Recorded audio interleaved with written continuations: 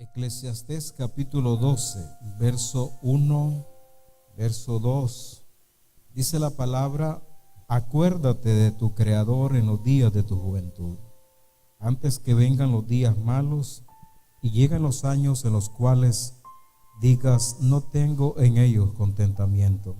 Antes que se oscurezca el sol y la luz y la luna y las estrellas, y vuelvan las nubes tras la lluvia.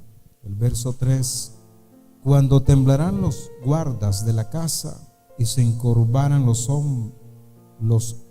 hombres fuertes y cesaran las ruedas, porque ha disminuido, y se oscurecerán los que miran por las ventanas, y las puertas de afuera se cerrarán por abajo del ruido de la muela, cuando se levantare la voz del ave y todas las hijas del canto sean abatidas.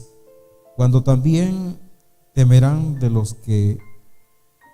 que es alto, y habrán errores en el camino, y florecerá el almendro, y la langosta será una carga, y se perderá el apetito, porque el hombre va a su morada eterna, y los endenchadores andarán alrededor por las calles.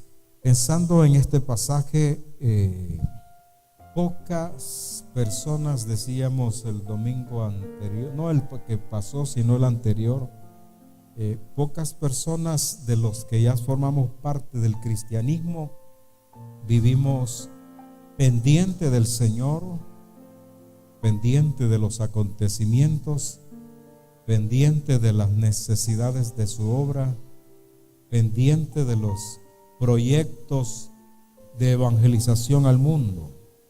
Así que el proverbista Salomón, dirigiéndose a la juventud, pero también a la humanidad, hace un reclamo y dicen: acuérdense de su Creador ahora que están jóvenes. Es decir, ahora que se tiene vida, que se tiene fuerza, que se puede servir, que la iglesia de Cristo Jesús, el 60 hasta el 70% se puede decir que es una iglesia joven, porque no pasan la mayoría no pasan de 50, de 60, sino que anda entre 15, 20, 25, 30, 35. Porque si alguien se acuerda de su Creador, o que es el tema que quiero compartir, ¿por qué es necesario acordarse del Creador? Si alguien se acuerda de su Creador, no es solo para tenerlo como una estatua ni como un objeto, sino como para tenerlo como el dueño de su vida, como la razón de existir, como la razón por qué hacer su voluntad, obedecerle, servirle y honrarle. Cuando hablamos de la época de la juventud, estamos realmente hablando de la época de los proyectos y de las metas iniciadas y trazadas para poder lograrla.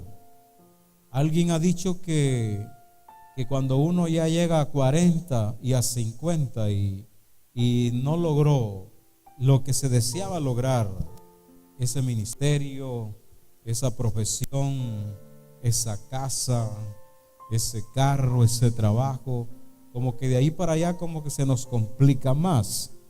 Tal vez se puede lograr, pero se nos complica más. Ahora, lo que sí yo quiero que entendamos, que la iglesia, por ser el 60, 65 y en algunos lugares hasta el 70% de ser joven, no quiere decir que no es responsable delante de Dios.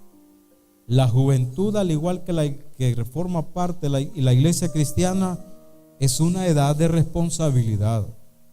Eso es lo que quiero que podamos entender en este momento. Para mí, que alguien que se quedó en su casa porque hay trabajo, porque hay esto, pero estas 2 horas del Señor, aunque digan lo que digan, A mí algunas personas me pasan diciendo: es que la iglesia necesita avivamiento, es que la iglesia necesita alabanza de esto, que necesita alabanza. Mire, váyase a la Biblia, que es lo que necesitamos para estar en la responsabilidad que el Señor demanda de cada uno de nosotros.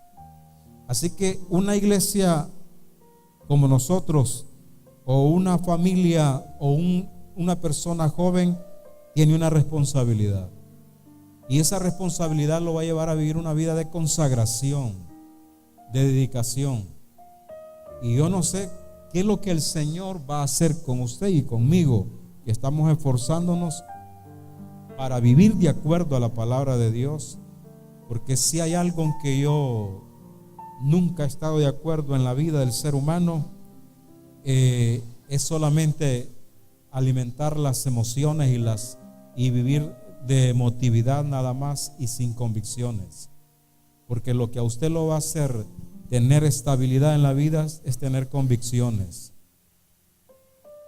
Imagínese una empresa de un empresario solamente sin dar directrices sólidas de visión, de misión, de metas, y solamente querer con motivación nada más. ¿Usted cree que va a poder subsistir en este mundo? Estoy hablando de las cosas literales, imagínense de las espirituales. ¿Por qué por qué Salomón le dice a esto? Acuérdense, le está diciendo: ustedes son responsables de vivir, meditar y acordarse de su Creador. Ustedes son responsables. Aquí hay dos ejercicios que los cristianos tenemos que comprender.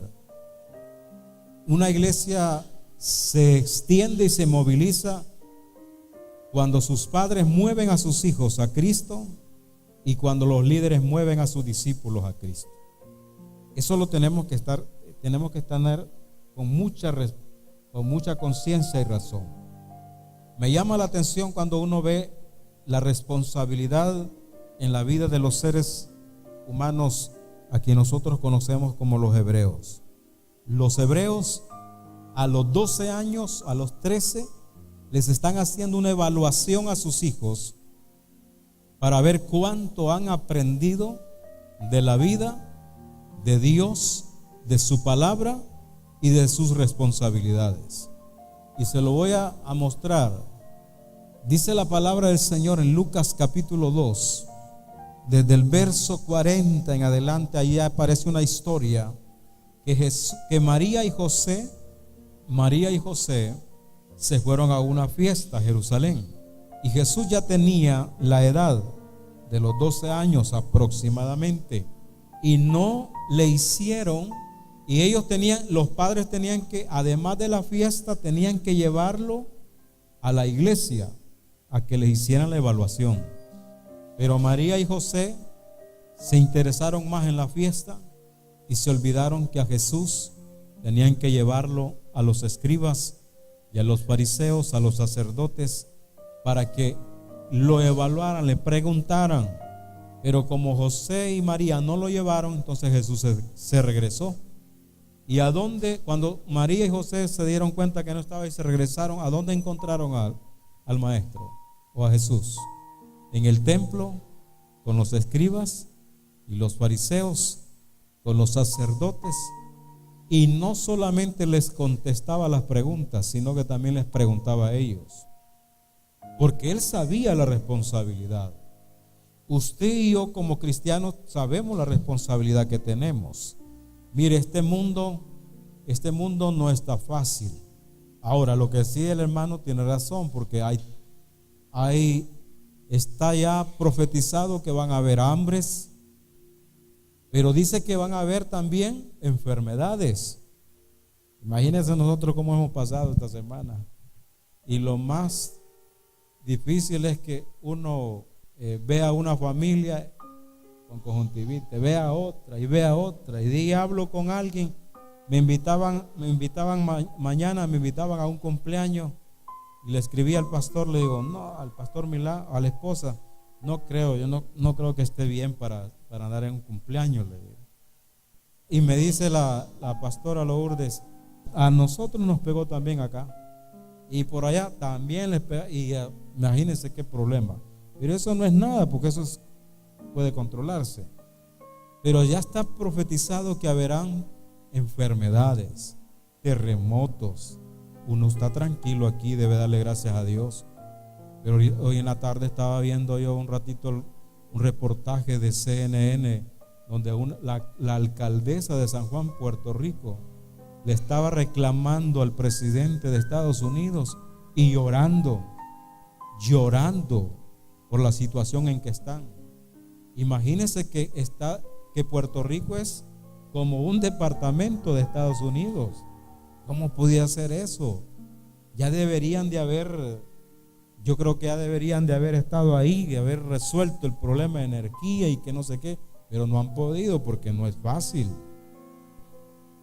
Pero la iglesia es responsable de enseñarle a los niños, los padres a los niños y los líderes a los discípulos, a poder ser una persona de integridad, de fidelidad, de obediencia, de servicio al Señor Jesús. En segundo lugar, todo lo que pueda suceder en la vida, todas las cosas que usted y yo hagamos en esta vida, un día daremos cuenta al Señor. Porque luego le dice Salomón: mira, joven, pues diviértete y haz esto y lo otro, pero sabe que sobre todas esas cosas te juzgará Dios. La iglesia, vamos caminando. Mire, hermano, aquellas palabras que Jesús dijo: apartaos de mí porque no os conozco, porque tuve hambre y no me diste de comer, porque estuve sed y no me diste de beber, porque estuve desnudo y no me vestiste, estuve preso y nunca me fuiste a ver, por eso no los conozco. Esas palabras van a rebotar en el corazón y en la mente de muchos, porque nos hemos acomodado. Hoy, gracias a Dios por la decisión que usted y yo hemos hecho de estar aquí. Aquellas palabras que David decía: mi alma tiene sed del Dios vivo, como que ya no se dan. Pero ¿sabe qué? Dice la palabra del Señor que en algún tiempo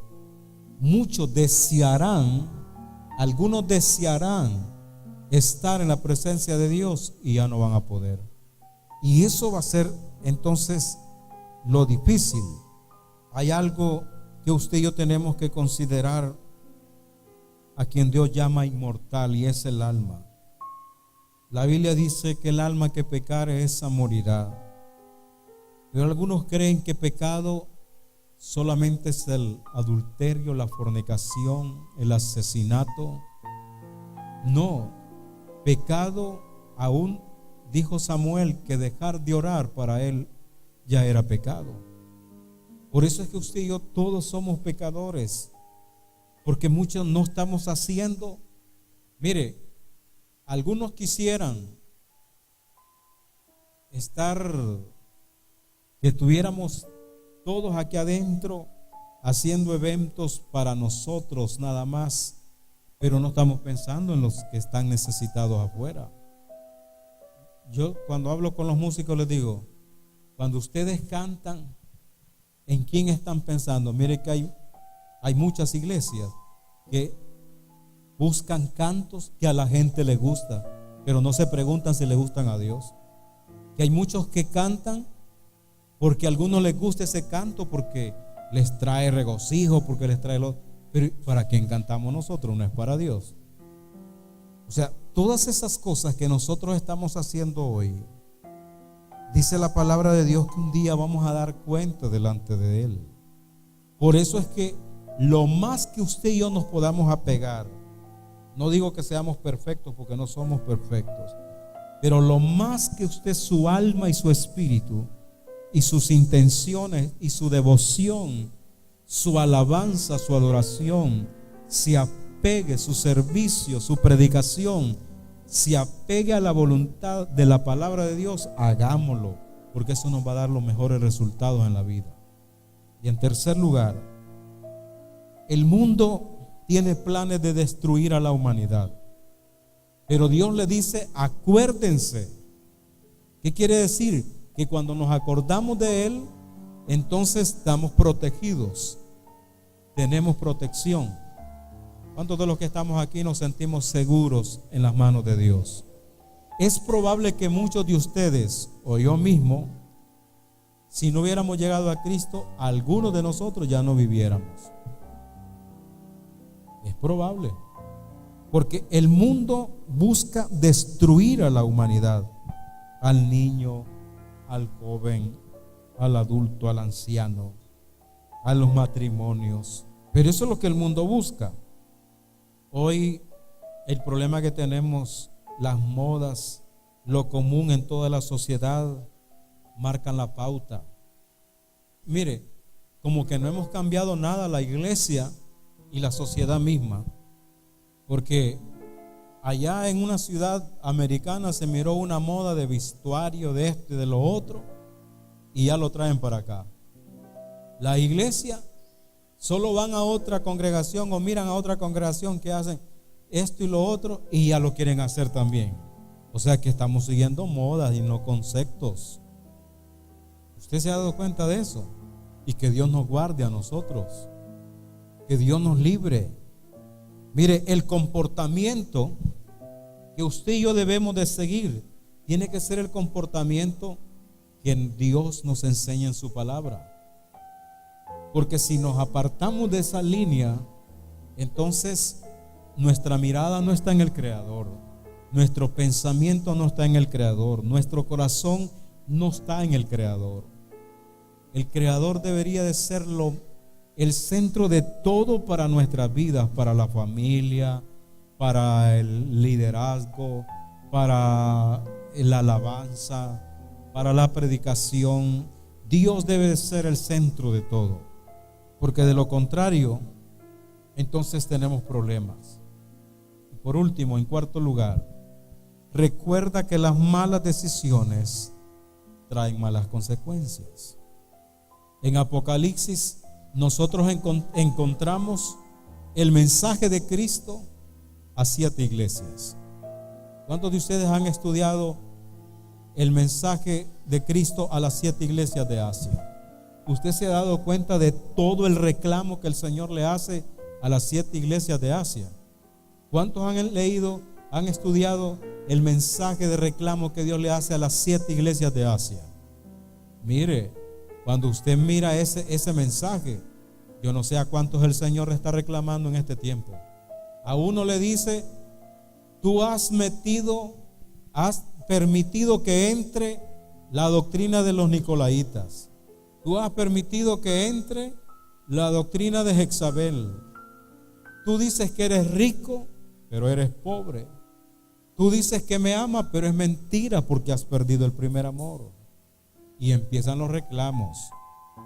El problema es que muchos no escuchan los reclamos del Señor en este tiempo porque no abren sus oídos. Pero usted y yo que estamos aquí, démosle gracias al Señor y que seamos realmente la iglesia que el Señor está buscando.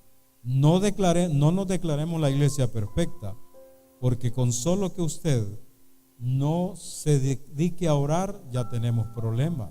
Si usted no se dedica a predicar, hermano, usted no está obedeciendo al Señor. Si usted no está predicando el evangelio, usted no está obedeciendo al Señor.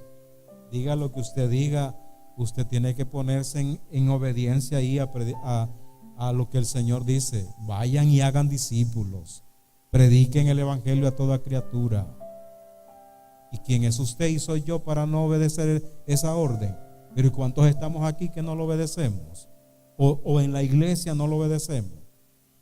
Y nos ubicamos en el panorama y decimos: pero es que Dios, es que aquí necesitamos crecimiento y todo. No, el crecimiento lo va a traer el Señor a través de usted cuando predique, cuando vaya a discipular. Mire, hay que recordar que las malas decisiones traen malas consecuencias. Cuando hablamos de malas consecuencias, es que si usted y yo hemos tomado la mala decisión de no vivir y hacer las cosas de acuerdo a la palabra de Dios, entonces lo que va a suceder es que los reclamos del Señor como lo llegó a la iglesia de Apocalipsis, van a llegar muy pronto. Y como Dios sabe que estamos buscando la manera, entonces, y ya no se puede generar dentro de la congregación, entonces Dios lo va a hacer personalmente. Gracias a Dios que usted y yo estamos aquí y que estamos esforzándonos. Cuando hablamos de malas decisiones, estamos de estar pensando en lo que yo quiero y no en lo que Dios quiere. Esa es una mala decisión. Lee el capítulo 9 de Hechos. Dice la palabra que Saulo iba camino a Damasco, y una vez que iba camino a Damasco llevaba un pensamiento erróneo, y el pensamiento era arrestar a los cristianos en Damasco. Iba de Jerusalén a Damasco, era arrastrar, golpear y maltratar a los cristianos. Ese era el pensamiento erróneo de Saulo. Pero el Señor se le apareció en el camino como una luz resplandeciente, y escuchó una voz que dijo: Saulo, Saulo, ¿por qué me persigues? Dura cosas te es dar cosas contra el aguijón. Y Pablo dijo: ¿quién eres, Señor? ¿Quién eres, Señor? ¿Cuántos de ustedes por lo menos están conscientes quién es su Señor? Porque Pablo no sabía quién era. Yo espero que usted y yo, ya que estamos en Cristo, no estemos confundidos con nuestro Señor, sino que ya sepamos quién es nuestro Señor. Pero como él no sabía, le dijo: ¿quién eres? Pero soltó otra palabra y dijo: ¿qué quieres que yo haga, Señor? Jesús no solamente en el tiempo de ahora, y yo le estoy enseñando a usted porque usted tiene la buena intención de hacer lo que el Señor quiere, y por eso le estoy diciendo que no vaya a cometer el error de otros, de querer hacer lo que ellos quieren. Es que esto a mí así me gusta, que estas son las alabanzas que a mí me gustan, que este es el culto que a mí me gusta, no, eso no es así. Usted debe de pensar qué es lo que el Señor quiere, porque vivimos para el Señor. ¿Cuántos de los que están aquí vivimos para el Señor? Levanten la mano a los que saben que vivimos para el Señor. Entonces el Señor le dijo: ve. Y escuchó la voz, por supuesto. Ahora, desde el huerto del Edén, cuando Adán y Eva desobedecieron a Dios, el mundo está lleno de gente con malas decisiones. Fue una mala decisión de Eva comerse la fruta que le decía la serpiente, o fue buena. Fue mala decisión. Y que Adán se la comiera también fue mala decisión. Pero ahí no comenzó todo. Fue una mala decisión escuchar la voz equivocada de Satanás personificada en la serpiente. Mire, cuando a usted alguien le quiere distorsionar su fe, su convicción, ¿para qué lo va a escuchar?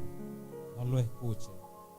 Un día un hombre a mí me dijo: vos no sos salvo. Vos no sos salvo porque crees en el Padre, en el Hijo y el Espíritu Santo. Yo sí soy salvo porque yo creo en Jesús. Y entonces yo no me puse a pelear. Le digo: pero vos fuiste a la cruz por mí. Porque el único que puede rechazar si yo estoy con Él o no se llama Cristo Jesús. Enséñame las heridas en las manos y me señalas el costado a ver si las tenés. ¿Y por qué me preguntas eso? No, por lo que me estás diciendo. ¿Para qué usted se va a meter a problemas? Sea realista.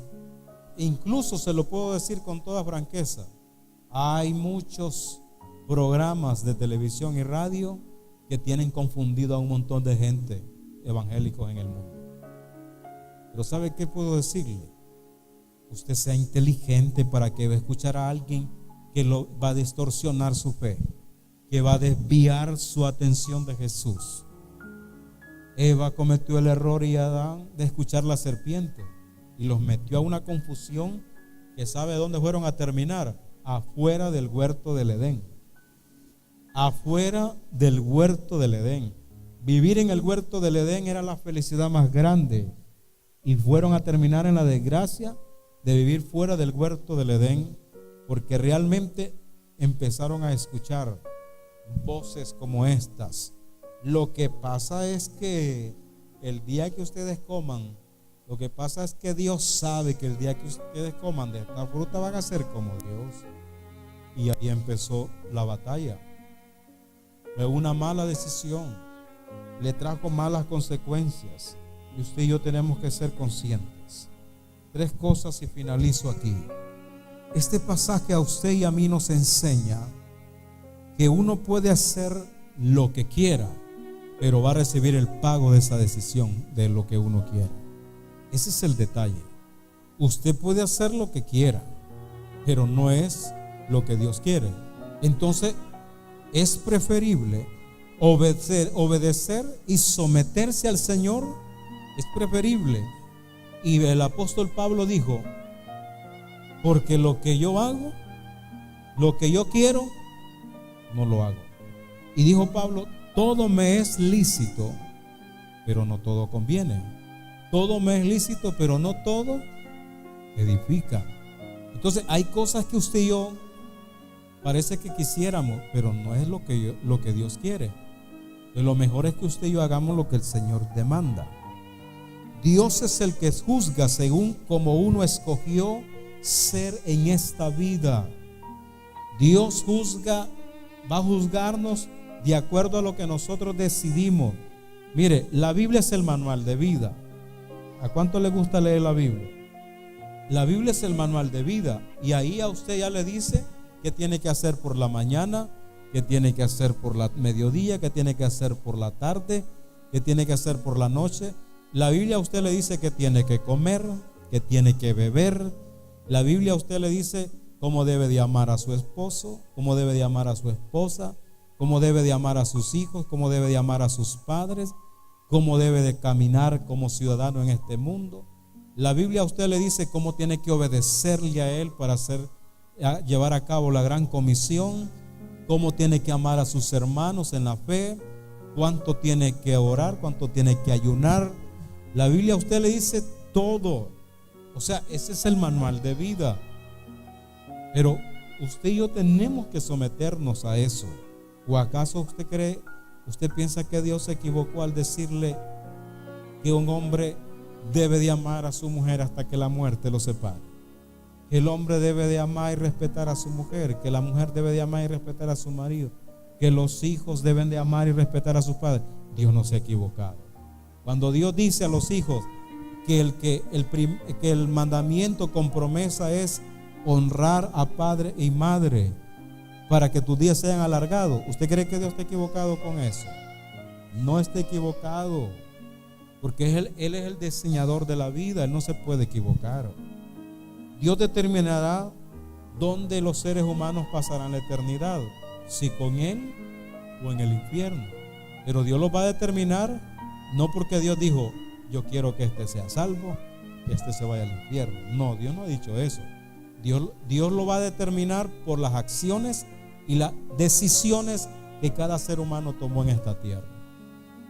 Hermanos, la Biblia a nosotros nos enseña que el Creador es la razón, es el centro, es el motivo, es el objetivo que debe estar en nuestro corazón. El mundo está viviendo crisis, pero crisis seria. Y alguien dijo: pero a nosotros Dios nos ama. Mire, usted no sabe cuánta gente de Dios busca de Dios en este país. Nosotros es que estamos muy tranquilos. Y gente que usted no parece, que está en las montañas, que a veces no saben ni leer ni escribir, tiene su calzado de botas de hules, pero son gente que por la mañana, el mediodía y en la noche buscan de Dios y se someten a Dios, viven para Dios, tomaron una buena elección de hacer la voluntad de Dios, proclaman al Señor. Entonces ese Creador que nos ha dado la vida se merece que nosotros le demos todo. Así que póngase de pie y oremos en esta hora. Soberano Dios, te damos gracias. Gracias, Padre, por lo bueno y lo maravilloso que tú has sido al haber enviado a Jesucristo, tu Hijo, nuestro Señor, nuestro Salvador, nuestro Redentor, Señor.